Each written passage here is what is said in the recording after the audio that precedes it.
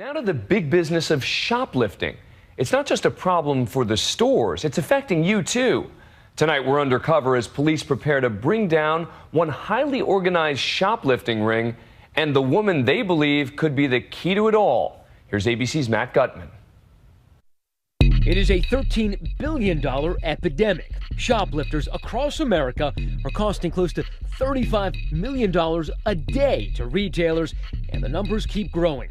As seen on these YouTube flash mob videos, many are brazen enough to steal anything and everything.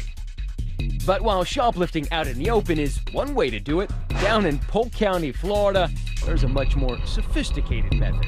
All right, Todd, they're approaching the store right now. What you are watching, investigators say, is an organized shoplifting ring in action. In this case, the suspect, Melinda Ford, a.k.a. Puffy, is about to hit the dressing room of a Bell's department store in Florida. Right now what we're seeing is our main target in the store. Last year, we were given access to an unfolding investigation to a crime that starts with a sleight of hand and ends up costing all of us big money. Cops tell us that Puffy is their prime suspect. They call her the Booster, and they believe she could be the key to bringing down a multi-layered Florida shoplifting ring. We're going to be picking up another individual. We have one occupant and one suspect. That's why Sergeant Jim Ostachek from the Polk County Sheriff's Office has spent nearly a month chasing Puffy as she moves from store to store. All right, we're in hot pursuit right now. Westbound Brewster Downs, number 2 lane. Westbound on I-4. I'm not exactly sure where she's going, but we're following.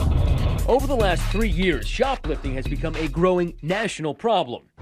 Stores mark up merchandise to offset the losses, and it'll cost your household roughly $400 a year. It sounds like they're headed to a Bell's. The woman driving Puffy around in that yellow Beetle? All right, they're pulling in now.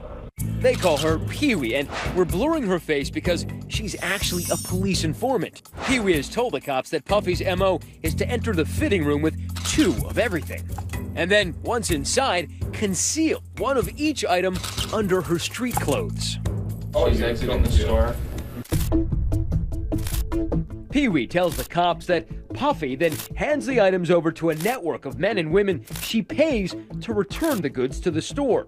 We watched as Bell Security monitored what they say was one of those illegal returns going down. All right, so she just returned the stolen stuff? Police say suspected returners cashed the stolen goods in for store credits in the form of gift cards. They believe those gift cards will later turn up on popular online auction sites.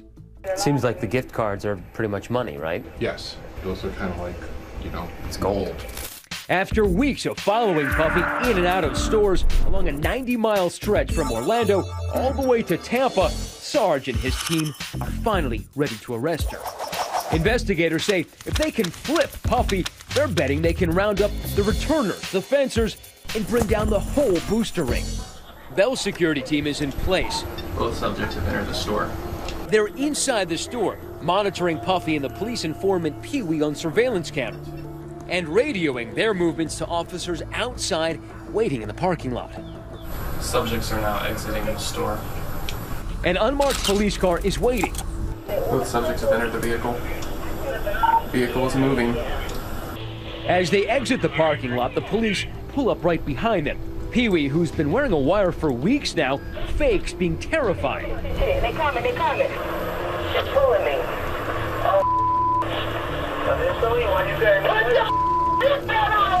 This particular Bell's is right across the street from their own sheriff's substation. So they pull over Puffy and Pee-wee right into the station's parking lot. Puffy is escorted inside, directly into an interrogation room. They need to turn Puffy because they believe, as the head of the ring, she's the only one who can lead them to everyone involved. I want to get one thing straight with you, okay? Understand, if you're going to cooperate with us and we're going to help you, then you got to fully cooperate. And if you don't want to do that, you need to tell me now because I don't want to waste my time, you know what I'm saying? Police say the rest of the suspected accomplices likely don't even know who each other are. I want a name of every person you can set up a deal and sell this stuff to today.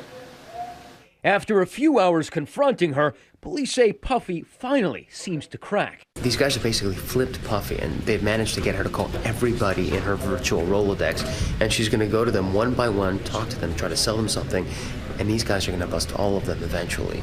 Over the next 24 hours, Puffy works, and works well for the police. He would be like the only person, but he don't have her phone number.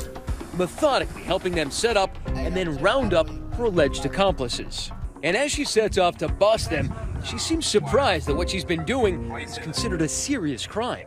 I never thought that what I did was this serious. It's very serious. It actually is an organized crime.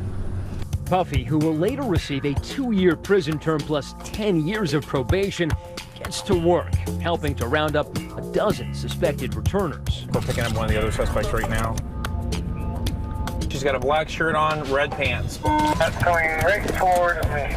These are the people Puffy claims she paid to return her stolen merchandise.